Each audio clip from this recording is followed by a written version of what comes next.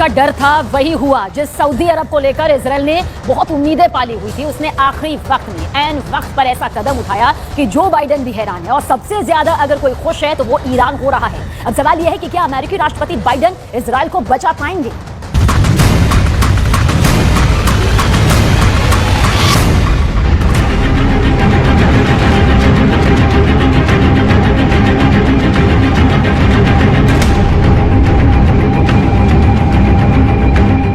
पूरी दुनिया की नजर इस शख्स पर थी। सब जानना चाहते थे कि यह शख्स क्या फैसला लेगा। इसने अमेरिका की तरफ देखा, इसने ईरान की तरफ देखा, इसने फिलिस्तीन की तरफ देखा और फिर कह दिया ना। मोहम्मद बिन सलमान ने साफ साफ इनकार कर दिया। इस ना के आगे नए तनाव का खतरा है, इस ना के आगे नए युद्ध का डर है। इस ना की वजह से पूरा पश्चिम एशिया एक भूकंप आने का इंतजार करने लगा है, जो अब पूरी दुनिया को हिला सकता है। सऊदी अरब और इजराइल के बीच फिलिस्तीन का मुद्दा फिर से सुलगने लगा है। जो तबाही मोहम्मद बिन सलमान ने गाजा पट्टी में देखी, जिस खून खराबे की तस्वीरें वेस्ट बैंक से निकलकर पूरी दुनिया तक गई, उन तस्वीरों ने मोहम्मद बिन सलमान को बेचैन कर दिया है। इसीलिए सऊदी अरब ने साफ साफ शब्दों में कह दिया है कि वो इजराइल से किसी भी तरह का समझौता नहीं करेगा। सऊदी अरब ने बता दिया है कि जब तक इजराइल में नेतन्याहू की सरकार है, रियाद और तेल अवीव के बीच दूरियां नहीं मिटेंगी। सऊदी अरब ने यह कहकर इजराइल के साथ दोस्ती के ख्वाब देखने वालों की उम्मीदों पर पानी फेर दिया है। इस खबर ने पूरे पश्चिम एशिया में नया तहलका मचा दिया है। फिलिस्तीन के गाजा पट्टी से लेकर वेस्ट बैंक और सीरिया से लेकर इराक तक इजराइल के खिलाफ एक नया मोर्चा सुलग सकता है और इसकी कमान अब ईरान के साथ सऊदी अरब भी संभालेगा। पूरे इजराइल में ऐसा ही डर सताने लगा है। अब तक सऊदी अरब की तरफ इजराइल बहुत उम्मीद भरी नजरों से देखता रहा है, लेकिन बेंयामीन नेतन्याहू की फिलिस्तीन पॉलिसी ने ऐसी तमाम कोशिशों की जड़ में मट्ठा डाल दिया है। वेस्ट बैंक में गोलीबारी और गाजा पट्टी में बमबारी को लेकर इजराइल सऊदी अरब के लिए एक बार फिर बड़ा खलनायक बनकर उभरा है। यही वजह है कि सऊदी अरब और इजराइल के बीच दोस्ती की नई उम्मीदें खत्म हो चुकी हैं। अरबी भाषा के अखबार अलफ के हवाले से पूरा इजरायली मीडिया ये खबर छाप रहा है।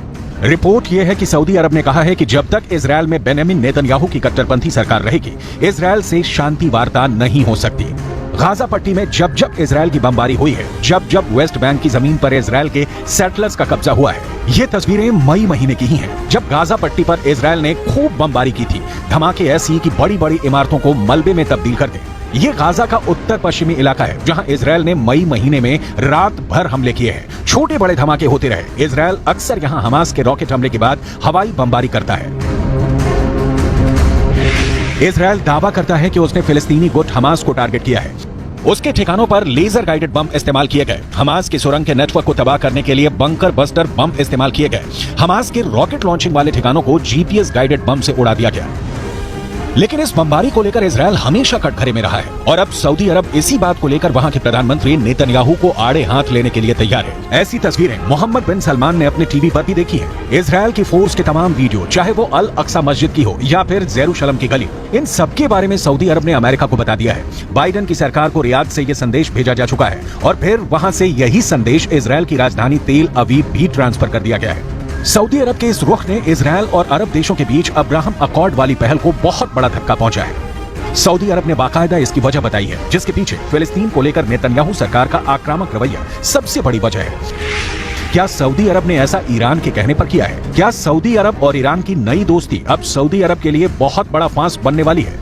इसमें कोई शक नहीं कि इजराइल के प्रधानमंत्री बेंयामीन नेतन्याहू बहुत प्रेशर में हैं। उनके खिलाफ पहले ही इजराइल में प्रदर्शन हो रहे हैं और अब फिलिस्तीन को लेकर जो तनाव फैला है, उसमें ईरान के बाद सऊदी अरब की एंट्री हो चुकी है। लेकिन इजराइल हमेशा की तरह कमजोर नहीं दिखना चाहता। עם איראן, עם החיזבאללה, לפני השלום עם מצרים, עם סוריה, עברנו מלחמות, עברנו מערכות, ופתאום אתה מבין שהסכנה הכי גדולה למדינת ישראל היא סכנה פנימית ולא חיצונית.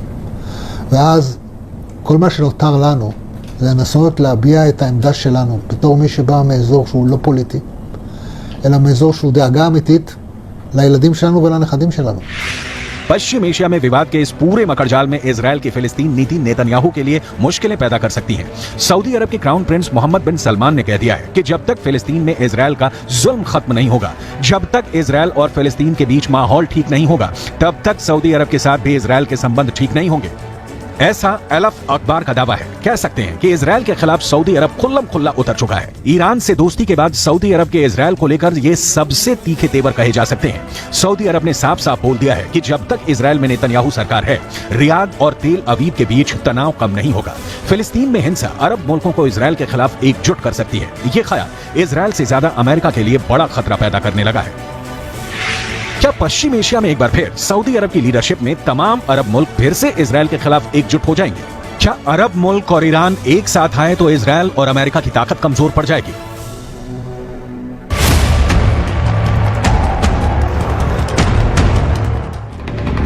जब से इजराइल 1948 में कायम हुआ है, तब से अरब मुल्कों के साथ उसकी दुश्मनी का लंबा इतिहास रहा है। लेकिन पिछले कुछ वर्षों में इनके रिश्ते सुधरने शुरू हुए। बहुत से अरब देशों और इजराइल के बीच राजनयिक रिश्ते कायम हुए हैं। इसे अब्राहम अकॉर्ड का नाम दिया गया और अरब देशों के बीच इजराइल की इमेज बिल्डिंग को एक नया लॉन्च पैड मिल गया। इसे पश्चिम एशिया में शांति कायम करने का नया तरीका बताया गया।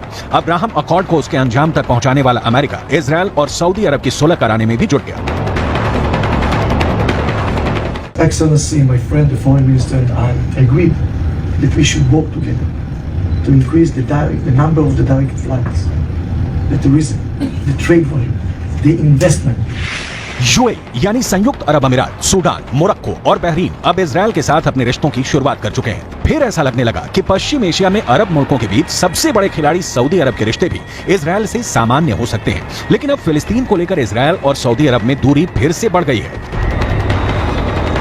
इससे पहले सऊदी अरब ने जॉर्डन में अपने राजदूत को फिलिस्तीन का अनिवासी राजदूत करार दिया था। राजदूत को यरूशलेम में काउंसल जनरल के तौर पर भी काम करने की जिम्मेदारी दी गई। लगा कि इजराइल के साथ रिश्तों को सामान्य करने की जो कोशिश पहले हुई है, उसमें सऊदी अरब ने एक नया पेंच फंसा दिया है, क्योंकि यह भी कहा गया कि यरूशलेम राजदूत के लिए राजनयिक बेस भी होगा। सऊदी अरब को मालूम था कि इजराइल की तरफ से इसका विरोध होगा और ऐसा हुआ भी। इजराइल ने फिलिस्तीन अथॉरिटी में सऊदी अरब के राजदूत के लिए यरूशलेम को राजनयिक बेस बनाने के विचार को खारिज कर दिया। इजराइल ने कहा कि सऊदी अरब के नए राजदूत फिलिस्तीन अथॉरिटी के साथ मुलाकात कर सकते हैं, लेकिन उन्हें यहां स्थायी तौर पर रहने नहीं दिया जाएगा। सऊदी अरब ने एक बार ये फिर दिखा दिया है कि वो फिलिस्तीन का बड़ा समर्थक है। फिलिस्तीन के मुद्दे पर इजराइल फिर बड़ा टारगेट बन सकता है। अमेरिका इस बात को लेकर डरा हुआ है, क्योंकि लेबनान जाकर फिलिस्तीन गुट हमास के उप प्रमुख ने यह ऐलान कर दिया है कि इजराइल को फिर से हिलाने का वक्त आ गया है। ये तस्वीर हमास के उप प्रमुख सालेह अल अरूरी की है। अरूरी ने लेबनान जाकर फिलिस्तीन को आजाद करने को लेकर बने पॉपुलर फ्रंट के उप महासचिव जमील मजहर से मुलाकात की। इस मुलाकात में तय हुआ कि इजराइल के खिलाफ इंतीफता यानी फिर से हथियारबंद विद्रोह का वक्त आ गया है। इन दोनों संगठनों को ईरान का पूरा समर्थन है और फिलिस्तीन को लेकर ईरान इनको फंड भी करता है और हथियार भी देता आया है। इसलिए बड़ी पिक्चर में युद्ध का जो खतरा मंडरा रहा है, उसमें ईरान इजराइल के लिए बहुत खतरनाक साबित हो सकता है। इन दोनों की दुश्मनी किसी भी वक्त युद्ध में तब्दील हो सकती है। इजराइल और ईरान एक दूसरे के सबसे बड़े दुश्मन हैं। दोनों ही एक दूसरे को मिटाने की धमकियां देते हैं। इजराइल को लेकर ईरान बहुत आक्रामक रहा है और उसे नक्शे से मिटाने की बात भी करता रहा है। यही हाल इजराइल का है, जिसके नेताओं ने भी परमाणु धमकियां देनी शुरू कर दी हैं। ईरान के राष्ट्रपति इब्राहिम रईसी ने हाल ही में इजराइल के 2 बड़े शहरों को मिटाने की धमकी दी, जिसके बाद युद्ध का खतरा बढ़ने लगा। بدون تردید بدانند که کوچکترین خطایی از جانب آنها نسبت به امنیت جمهوری اسلامی ایران با نابودی ایفا و تل آویو ईरान और सऊदी अरब की दोस्ती आगे बढ़ाने में फिलिस्तीन बड़ा मुद्दा बन सकता है और अगर ऐसा हुआ तो समझ लीजिए कि इजराइल के खिलाफ खतरे की घंटी बजने लगेगी। ये बाइडेन के लिए भी बड़ा चैलेंज साबित होगा। And US and Israel's policy has been to create confrontation between Iran and its neighbors. So the resources of Iran is used to engage in this confrontation instead of helping Iran's people or helping progress.